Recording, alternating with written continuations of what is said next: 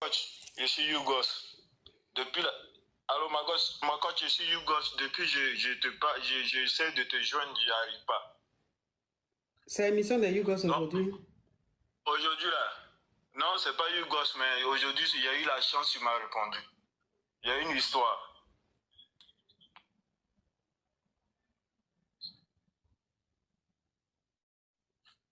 Ma coach, pardon, faut pas me descendre. J'ai trop duré là. Je tape sur mes 2 téléphones. Bon, parle. Ok. En fait, c'est un petit problème. J'ai un peu peur de ma vie, quoi. Je suis seul ici en Europe. Je suis là, ça fait 3 ans. En fait, je vais commencer du début, mais je vais résumer un peu. En fait, j'étais en Côte d'Ivoire. Je viens de la Côte d'Ivoire. J'étais là, j'étais sur Facebook un jour. Et puis, il y a Ouraïti qui m'a envoyé un message. Un Ouraïti. Ouais, un Ouraïti qui m'a envoyé un message. Vous voyez les Yougos, hein? Les Yougos, c'est eux. Tu peux dire un mot pendant des années. Eux, ils vont comprendre comme eux, ils veulent.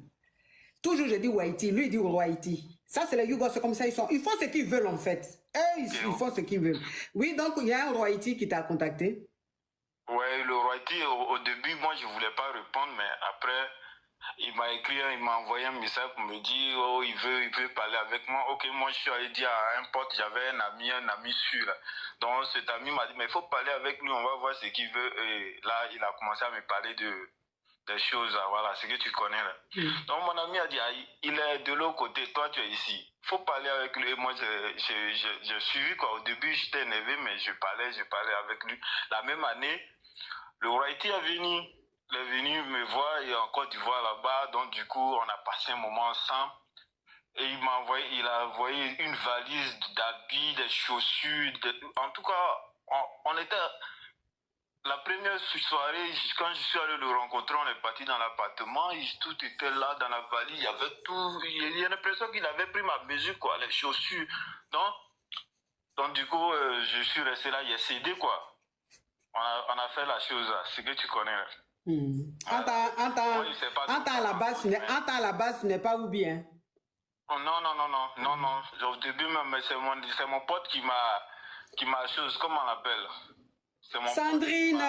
Sandrine Fotso, thank you. Merci, Sandrine, merci, ma caviar. Que Dieu te le rende au centuple, merci. Oui.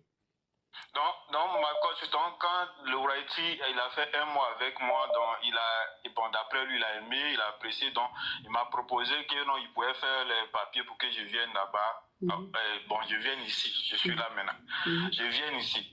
Donc, on a fait première fois, on a demandé le visa, on nous a bouffé l'argent. Donc, j'ai dit au Ouraïti, moi, je suis un garçon, je suis un grand, donc du coup, je peux prendre la voie de l'autre côté là. J'ai pris la voie de l'autre côté, ça n'a pas été facile, mais le Ouraïti a toujours été là, l'argent, puisque j'ai fait la prison, tout ça, là, j'ai été, tout ça, les gens, chaque fois que j'appelais, j'ai besoin d'argent, en tout cas, j'ai pas dormi dans la rue.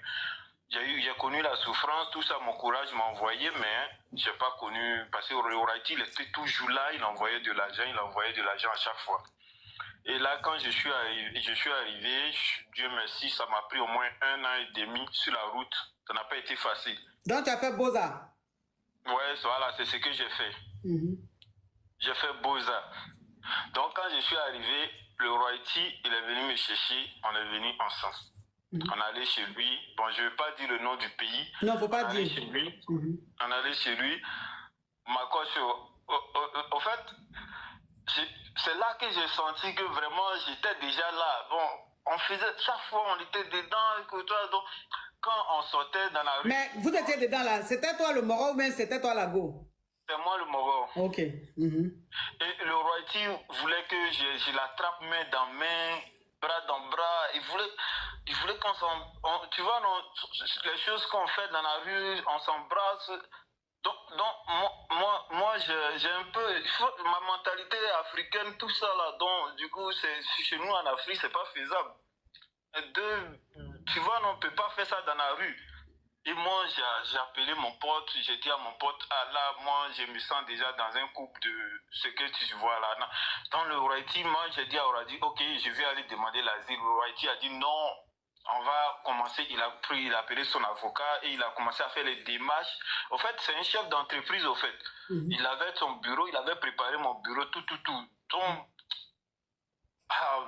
coach, moi, je me sentais déjà dans la chose même. Et chaque jour, on sortait, on partait faire du shopping, les habits, les chaussures. Moi, je ne comprenais plus rien. Arrivé un moment, ma tête était confuse. Je ne dormais pas la nuit, j'ai réfléchi. Attends, et si. Donc, j'appelais un pote, j'ai dit, ah, mon pote, je sais que j'ai tout. Je vis bien, j'ai la belle vie. Chaque jour que Dieu fait ce que je veux, on achète pour moi. Mais là, je ne peux plus. En 3 mois seulement, j'ai dit je ne pouvais plus, qu'il faut que je me cherche. Et c'est là que j'ai commencé à chercher les solutions. Et il voulait qu'on se marie, donc il a envoyé l'avocat. L'avocat nous a vus, nous deux. Et l'avocat nous a parlé, voilà les démarches, voilà ce qu'il doit faire. Donc moi, j'ai vu que les démarches, ça prenait et ça allait vers le mariage. Moi, je ne me voyais pas en train de me marier avec... tu vois, non? Oui, un Moro, un Moro. Voilà. Ouais. Voilà, donc moi je ne voyais pas, donc du coup j'ai réfléchi, en fait ça me faisait réfléchir. Je te jure, ma coach, j'ai failli même, nous on était... Oubi, Suguru, Oubi c'est double SIM, double puce. Quoi, c'est quoi? Non, c'est quelqu'un qui a posé une question et répondu. Oui, il faut continuer. Ok, donc moi comme je ne me sentais pas dans cette... Je ne voulais même pas me marier, donc...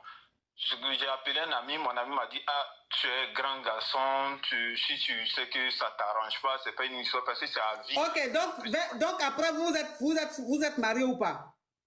Non, moi j'ai insisté pour qu'il puisse te paxer. Demander l'asile d'abord. Non, j'ai pas voulu tout ça là même. Donc j'ai insisté pour qu'il puisse me dire, il voulait pas. Donc un jour, moi j'ai dit ok. Comme d'habitude, je sais. On clique sur le cœur orange, mes amours. Le live est bloqué. Cliquez sur le cœur orange. Cliquez sur le cœur orange, mes amours. Cliquez sur le cœur orange, oui. Donc, du coup, comme moi, comment on appelle, j'ai un ami et je lui ai expliqué, c'est lui qui m'a donné le conseil. Donc, j'ai dit que, ok, je sors un peu aujourd'hui, je sors seul, je vais me balader pour me changer un peu. Et là, je suis arrivé à la gare, je me suis renseigné. Je n'avais pas encore les documents, donc je ne pouvais pas faire grand-chose.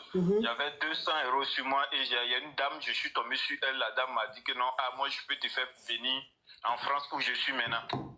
Que je peux te faire venir là et de là maintenant. Moi j'ai dit ok, j'ai accepté. Elle m'a mis dans un cas vers 23 h là. Là je suis arrivé ici. Et j'ai changé de numéro, tout ça là. Et Dieu merci, j'ai demandé l'asile, on m'a accordé l'asile. Là je travaille, mais... J'étais rentré en contact avec mon meilleur ami en question. Mon meilleur ami en question, il a chose, comment on l'appelle? Après, je vois quelques semaines après, et le Royalty m'appelle. Il commence à me menacer. À mes garants, il ne faut pas signaler mon live ici. Ah, voilà, à mes garants, le Royalty m'a envoyé un message pour me dire que non, moi d'être sûr que tout ce que je fais, je pense que je suis caché, je pense que mon ami là, il est comme ça, que non, tout ce qui va m'arriver de négatif ici en Europe, que de savoir que lui, il est derrière.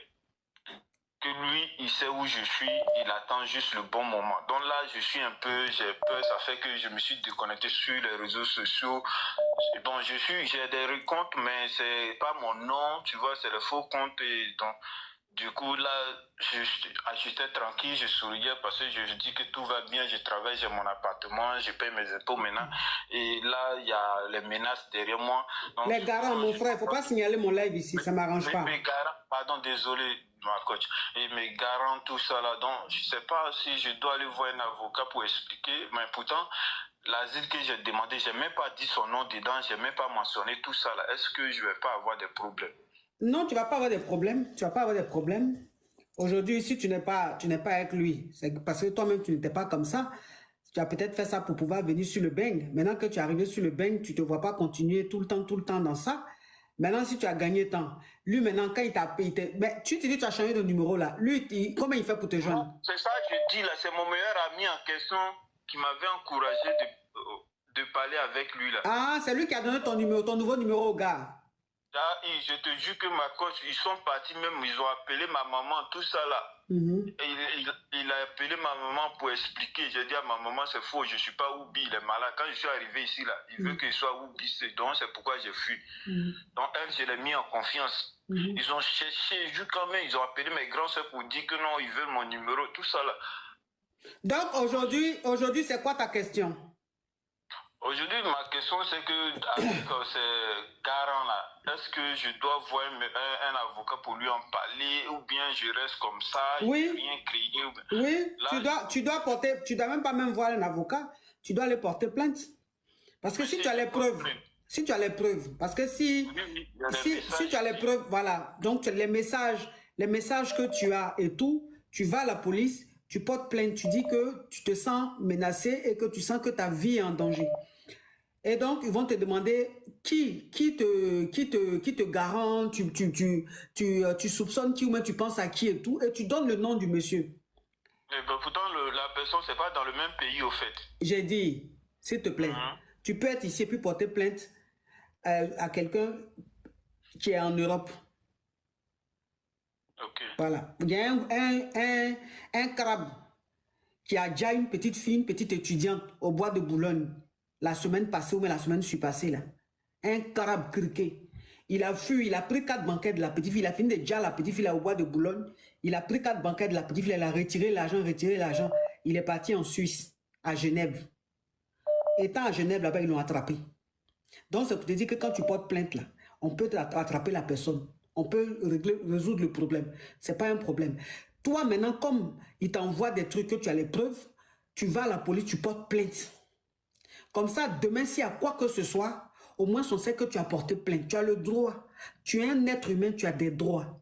Et quand tu vas porter plainte, ce n'est pas parce que tu es blacky que tu n'as pas le droit de porter plainte. Ce n'est pas parce que tu as affaire à un Whitey que tu ne peux pas aller porter plainte. Il ne faut pas avoir peur. Surtout que là, on t'a donné papier d'asile politique, là, donc ça veut dire que tu es protégé. Va porter plainte, mon frère. Il ne faut pas jouer à ça. Parce que Whitey, là, quand Whitey garant, là, ce n'est pas au garant de nous les blackies. Blackies, souvent, il te garant, c'est Val-Val. Mais Whitey, quand il te garant, là, il est très sérieux dans son garant. Donc, je vois que dans ses appels, il est sérieux. Non, mon frère, c'est bon. C'est bon. Là, tu rentres trop dans les détails, c'est bon. Ouais. Je t'ai dit, va porter plainte.